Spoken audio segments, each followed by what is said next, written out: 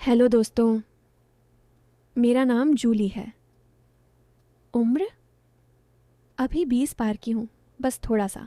गांव की हूँ पर शहर में पढ़ने आई हूँ। लोग कहते हैं कि मेरी हंसी में कुछ जादू है, बोलने में थोड़ी शरारत और चलने में वो लय जो सबकी नज़रें अपनी तरफ खींच लेती है। मैं जानती हूँ कि लड़के मेरे पीछे क्यों पड़ते हैं, पर मैं भी कम नहीं हूँ। मुझे अच्छे से पता है कि कब मुस्कुराना है, कब नज़रें झुका लेनी है और कब थोड़ा सा तड़का लगाकर बात को और मज़ेदार बना देना है। तो सुनो, ये कहानी मेरी और रोहन की है। रोहन मेरा पड़ोसी है, मतलब कॉलेज हॉस्टल में हमारा कमरा आमने सामने है। वो इंजीनियरिंग करता है, लंबा तंदुरुस्त, बातें कम करता है, पर जब करता है तो दिल में उतर जाती हैं। गांव का ही है, पर शहर में रहते रहते थोड़ा स्मार्ट हो गया है।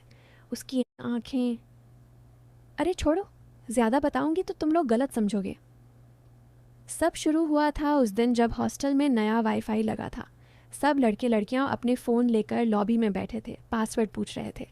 मैं भी नीचे आई थी, लाल कुर्ती पहने, बाल खुले छोड़े थे। रोहन वहाँ वार्डन अंकल से बात कर रहा था। मैं पास गई और बोली, भैया पासवर्ड क्या है? वो मुड़ा, मुझे देखा और थोड़ा रुक गया। फिर मुस्कुराकर बोला, जूली, तुझे तो मैं खुद ही पासवर्ड बता दूंगा, पर पहले कॉफ़ी पी ले। मैं हंस दी। सब ने देखा। लड़कियां जलने लगीं, लड़के जल भुन गए। मैं बोली, कॉफ़ी? इतनी रात को? नींद नहीं आएगी फिर? वो बोला, नींद तो वैसे भी नहीं आती जब पास में कोई इतना अच्छा कनेक्शन हो। अरे, तुम समझ गए ना क्या कहा उसने? मैंने भी तुरंत पलट कर कहा, कनेक्शन अच्छा है तो स्पीड भी तेज़ होनी चाहिए ना, वरना बफरिंग में मज़ा ख़राब हो जाता है। वो हंसा, मैं हंसी। बाकी सब सोचते रहे कि हम क्या बात कर रहे हैं। उस दिन से हमारी बातें शुरू हो गईं। रोज़ शाम को छत पर मिलते। हॉस्टल की छत बड़ी है, वहाँ कोई नहीं आता। हम दोनों बैठकर गांव की बातें करते। वो बताता कि उसके गांव में अभी भी बिजली कम आती है, लोग लालटेन जलाते हैं। मैं हंसकर कहती, अच्छा, तो तुम लालटेन की रोशनी में पढ़ाई करते होगे? कितना रोमांटिक लगता होगा। वो कहता, रोमांटिक? अरे मच्छर काटते हैं इतने कि रोमांस का सत्यानाश हो जाता है। फिर मैं थोड़ा पास सरक कर बैठती और कहती, यहाँ तो मच्छर नहीं है, सिर्फ अच्छी अच्छी हवाएं हैं, और थोड़ी सी गर्मी भी। वो मेरी तरफ देखता, मैं उसकी तरफ। बातें ऐसी होती कि सुनने वाला सोचे कि अब कुछ होने वाला है। मैं जानबूझकर कभी अपने दुपट्टे को ठीक करती, कभी बालों को पीछे करती, कभी उससे पूछती, रोहन, मेरी ये ईयररिंग्स कैसी लग रही हैं, पास से देखो ना। वो पास आता, देखता और कहता, बहुत अच्छी लग रही हैं, पर तेरी आंखों के आगे तो फीकी पड़ जाती हैं। मैं शर्माकर नज़रें नीचे कर लेती, पर अंदर से हंसती, क्योंकि मुझे पता था कि वो भी मज़ा ले रहा है इस खेल में। धीरे धीरे हमारी बातें गहरी होने लगीं। एक शाम हम छत पर थे। दूर शहर की लाइट्स दिख रही थीं। मैं बोली, रोहन, तुझे कभी लगता है कि हम यहाँ फंस गए हैं? गांव छोड़कर शहर आए पर शहर ने हमें पकड़ लिया।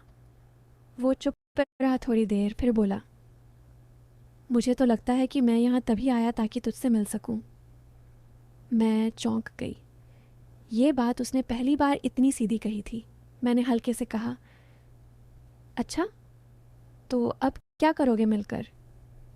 वो बोला, तेरे साथ वक़्त बिताऊंगा, जितना मिल सके। उसके बाद हम और करीब आ गए। अब हम साथ में कैंटीन जाते, साथ में लाइब्रेरी बैठते।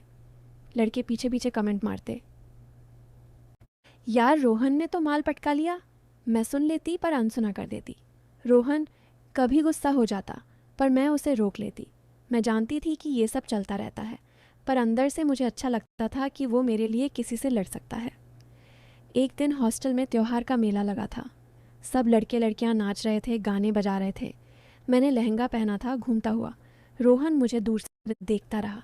जब मैं नाचते नाचते उसके पास आई तो उसने हाथ पकड़ लिया और बोला, जूली, एक डांस तो मेरे साथ कर। हम नाचे। सब तालियां बजा रहे थे। मैं उसके इतने करीब थी कि उसकी सांसें मेरे गाल पर लग रही थीं।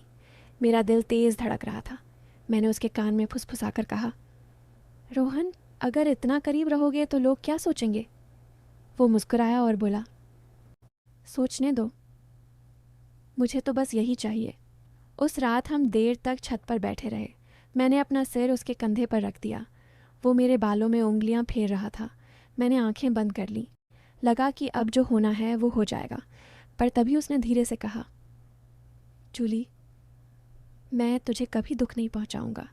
तू मेरे लिए बहुत ख़ास है। मैंने आंखें खोलीं और उसे देखा। उसकी आंखों में सिर्फ दर्द था, कोई नहीं। मैं समझ गई कि वो अलग है। फिर समय बीतता गया, हमारी दोस्ती और गहरी होती गई।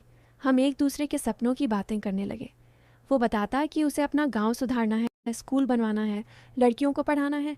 मैं बताती कि मुझे डॉक्टर बनना है, गरीबों का इलाज करना है। हम साथ में प्लान बनाते कि शादी के बाद गांव में क्या क्या करेंगे।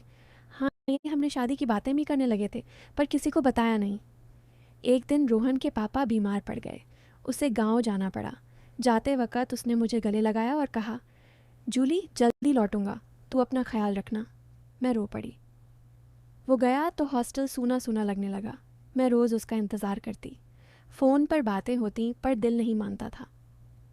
फिर एक दिन उसने फ़ोन किया और बोला, जूली, पापा ठीक हो गए हैं, पर अब मुझे यहीं रुकना पड़ेगा।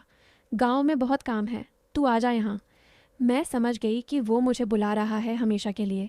मैंने कुछ नहीं कहा, बस टिकट कटवा ली। जब मैं गांव पहुंची तो रोहन स्टेशन पर खड़ा था। मुझे देखते ही दौड़ा आया और गले लगा लिया। गांव वाले देख रहे थे, पर हमें कुछ नहीं सूझ रहा था। फिर हम घर गए। उसके मम्मी पापा ने मुझे बेटी की तरह गले लगाया। आज हम शादीशुदा हैं, गांव में रहते हैं। रोहन ने स्कूल खोल लिया है, मैं क्लिनिक चलाती हूँ। बच्चे भी हैं हमारे दो। कभी कभी शाम को हम दोनों खेतों के किनारे बैठते हैं और पुरानी बातें याद करते हैं। मैं उससे पूछती हूँ, रोहन, उस दिन छत पर जब मैंने सिर तुम्हारे कंधे पर रखा था, तुमने कुछ और क्यों नहीं किया? वो हंसता है और कहता है, क्योंकि मुझे पता था कि तेरे साथ जो रिश्ता है वो सिर्फ पल का नहीं, जिंदगी भर का है। मैंने इंतज़ार किया और देख, आज कितनी खुशी है। तो दोस्तों, ये थी मेरी और रोहन की कहानी। जो लोग बीच में गलत सोच रहे थे, उन्हें अब शायद समझ आ गया होगा कि सच्चा प्यार क्या होता है। और जो शुरू से अच्छा सोच रहे थे, उनके लिए तो ये कहानी हमेशा अच्छी ही थी ना। अब मैं जाती हूँ, बच्चों को देखना है। बाय।